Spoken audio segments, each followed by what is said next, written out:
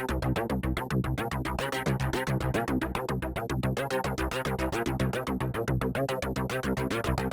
Jason Miles, and I am a producer, keyboardist, synthesis, composer, arranger, conceptualist, and I've been doing this for many years.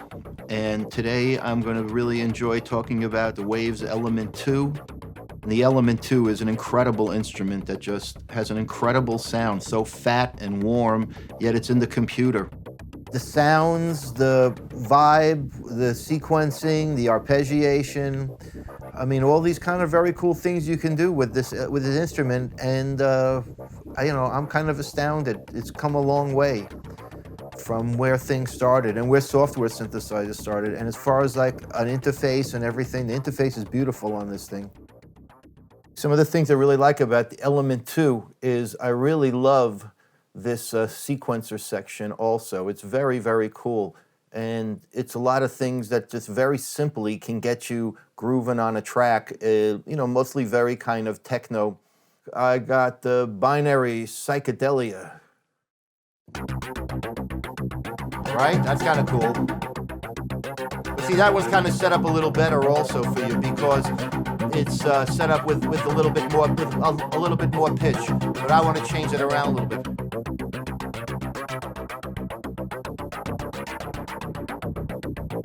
I want to change the oscillator, and I want to go down. I want to make the oscillator lower. And I want to make it much more percussive.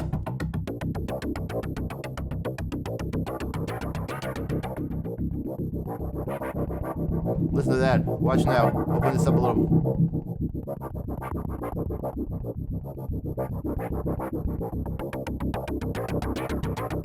See, I want to change a few notes and everything. And also.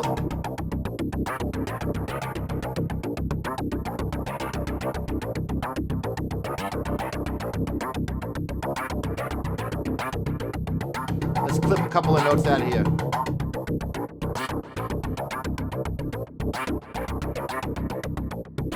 Space is always good, right?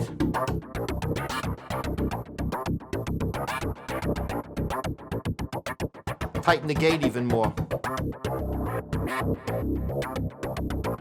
Some really great things you can do with this, just right in front of you. It's very, very simple to do. And that's something that's very cool also. You don't have to get into being some great synthesis or something to really get around Element 2 nicely. Very, very user-friendly.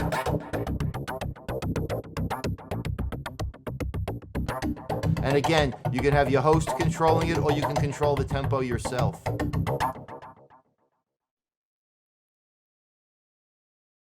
So here is the sound we have called Mute City.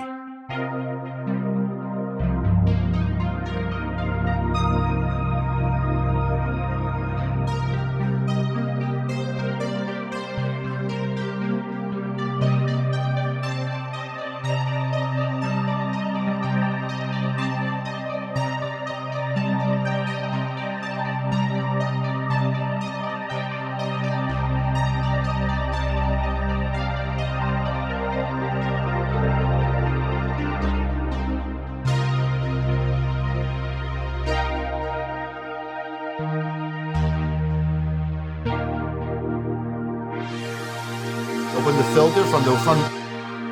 You can route the, you can route the cutoff right to the mod wheel. Listen how fat that is.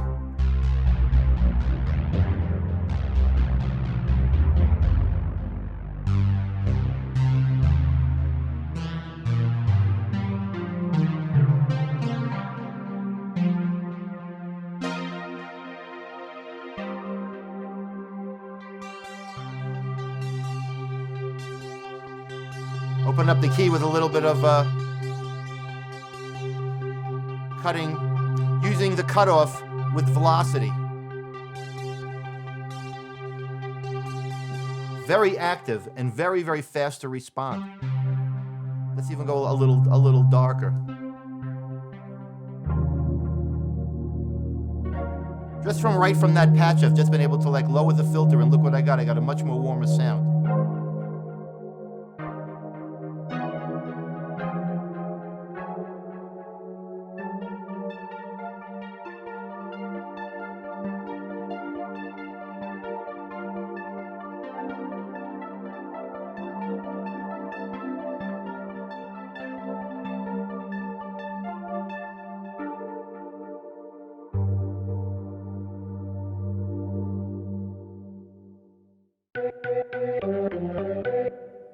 Some familiar. Could do a little organ. Kind of a space organ.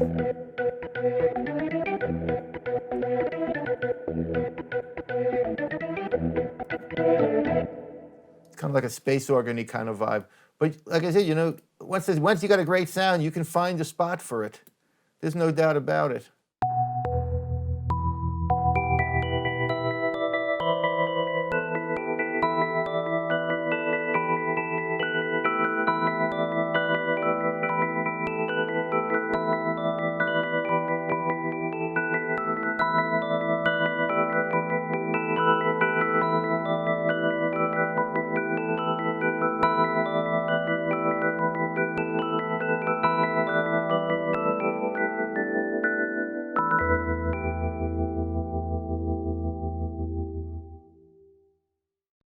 We're over here on the pad section now. Here's a very classic Mysterioso kind of sound, Ice Planet. And, you know, very, very filmish for all you people that are doing film scores and everything. And, you know, I really love the classic scores like Blade Runner and everything, where it's very kind of analog. Vangelis had those really modular sounds and everything. And I think it's very, very capable. I almost think you can get to another level with this thing because it is polyphonic and there are way more choices for you, you know. And so when you have something like this,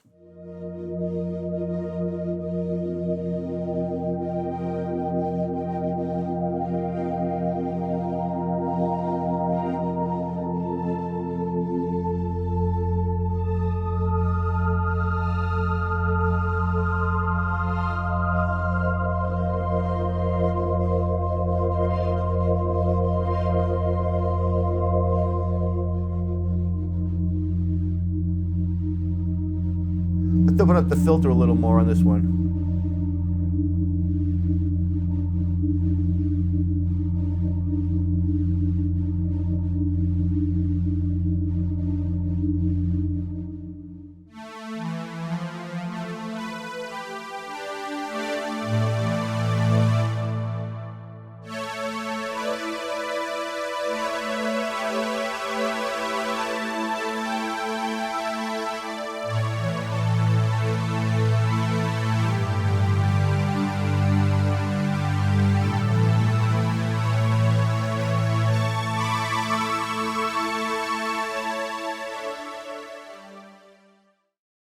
How about we hit some bass sounds? This is also the mark of a real synthesizer with the bass, because you can get lost really fast and can get covered up really fast about the sound of it and the true sound of this thing and how really fat the oscillators are. You know, we've seen in hardware synthesizers like the Moogs and the Prophets and even some of the new ones out there, like the Prophet 6, just how really fat it is because it's hardware and they have, you know, chip-based oscillators and, you know, Curtis chips on the filter. I mean, that's a whole other thing. But listen to the bass on this thing, just about how really fat this thing is for a software synthesizer. I put together a couple of bass lines, and I think that they're really cool, and I had a chance to really mess around with it and everything when I did it. So I'm just going to show you a couple of little things that I did, and we can change the sound on a couple of them also.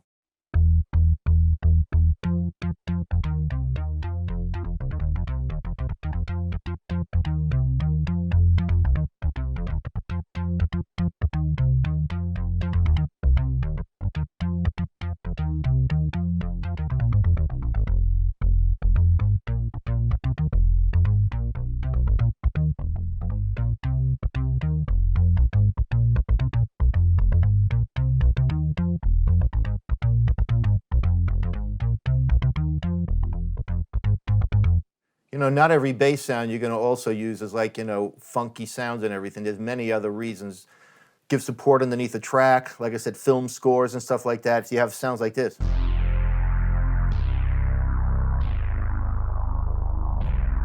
Where the filter's moving around, you know, and you hear it giving support to the bottom of the track, and you don't need a lot of stuff going on above that.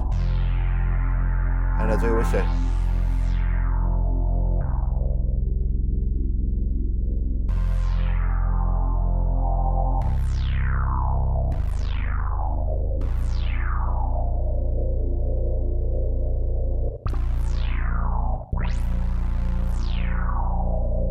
classic sounds.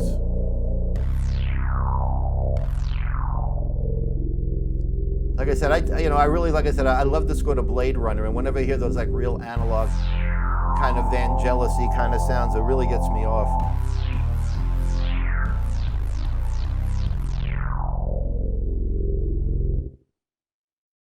Check this out.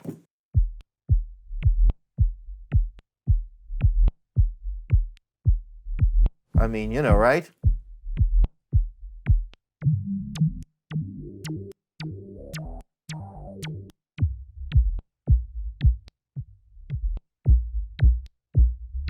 Watch.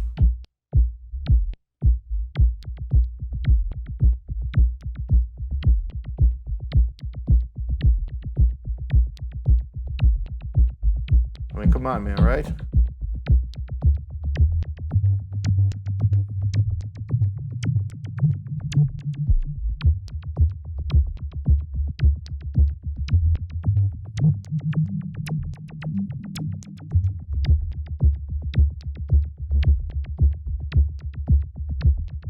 Come on.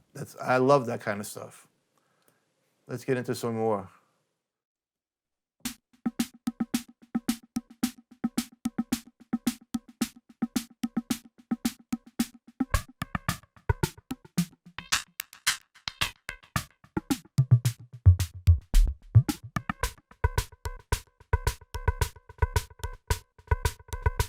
Right? Cool.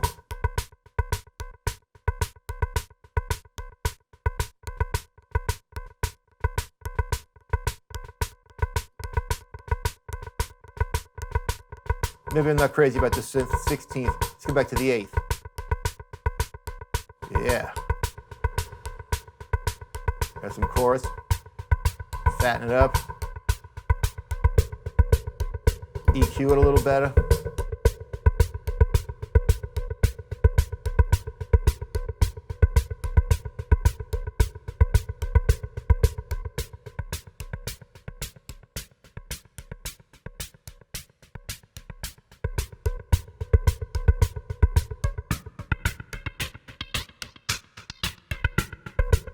How about a little bit of this?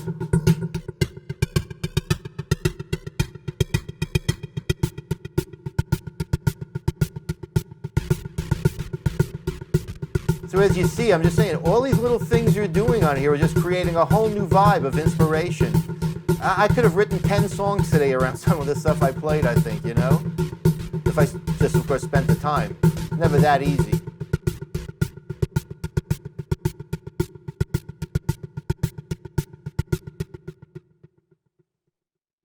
If you're going to do a polysynth and you're going to have something that's an analog keyboard, you are going to definitely want that classic analog sound. That basically sawtooth sounds and the frequency set at 8 on each one.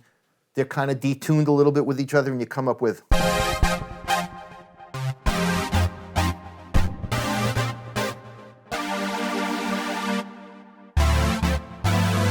very, very sawtoothy.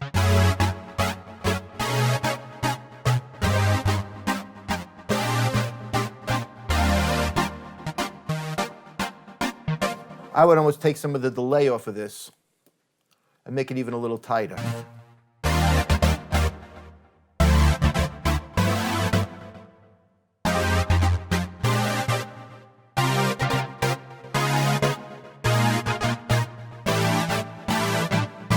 So you hear that very, very grainy sound.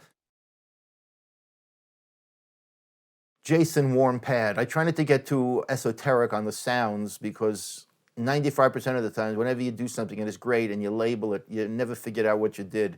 So here's Jason warm pad. And I think you can use this one as just something warm behind any kind of song you're doing. Kind of stringy.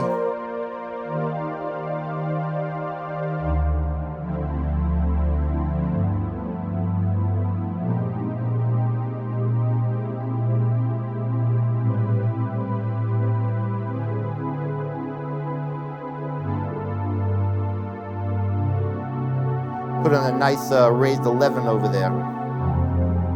Nice minor ninth. Listen to how beautiful and warm that is.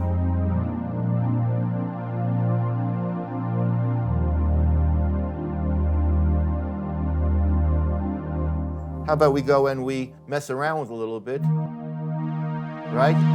Open up our cutoff. Say we also want to hear a little octave going on in there. See how we just did? Just raise it up there really fast. Give it a little layering on the octave.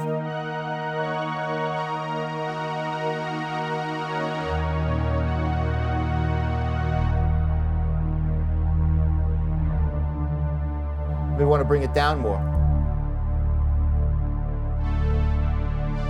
Kind of classic prog rock, right?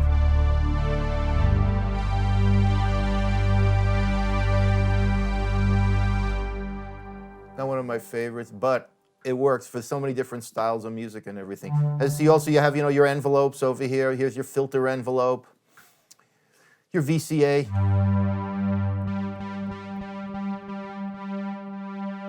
See, like I keep on saying, it's so active.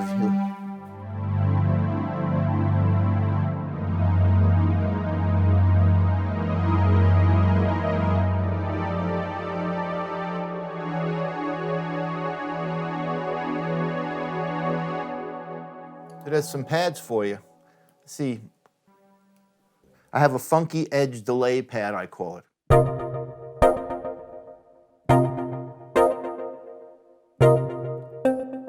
Let's add a little more feedback to this. How's that?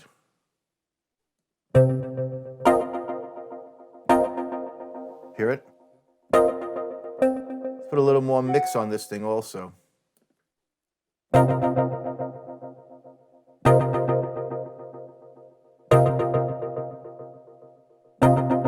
And like I said, you can also change the delay pattern over here. See if I want it as an eighth note and I don't want it as a 16th note. So now I have two eighth notes going on left and right. And it's also stereo. Look at that. I mean,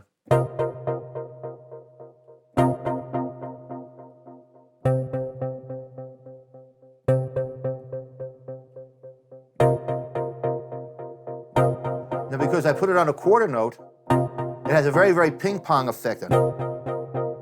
And maybe you can't really hear it on this, which you probably should be able to hear it on it. But it's a very nice ping pong effect.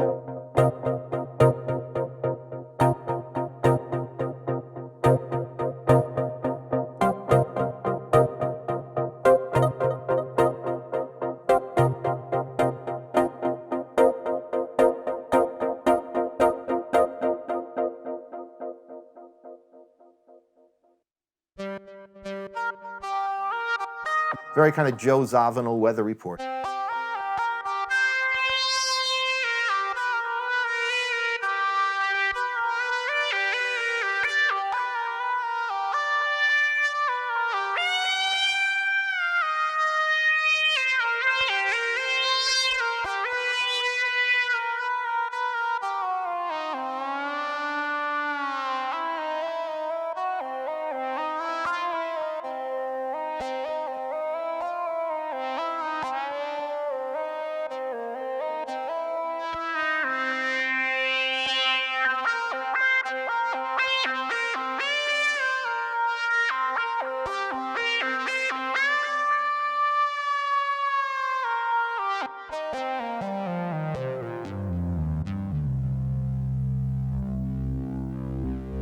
See what I got going on with the mod wheel over here? All different kind of movement happening and everything. Anybody that's kind of interested in just, creating really cool sounds for, any kind of project that needs some kind of analog digital hybrid, I would just totally recommend Elements. And I'm not just saying that because it's really hard for me to get into an instrument and use it on a project. But I really look forward to spending a lot of time with this and putting it on a lot of music because I think I'm going to really be leaning on this a lot in the future.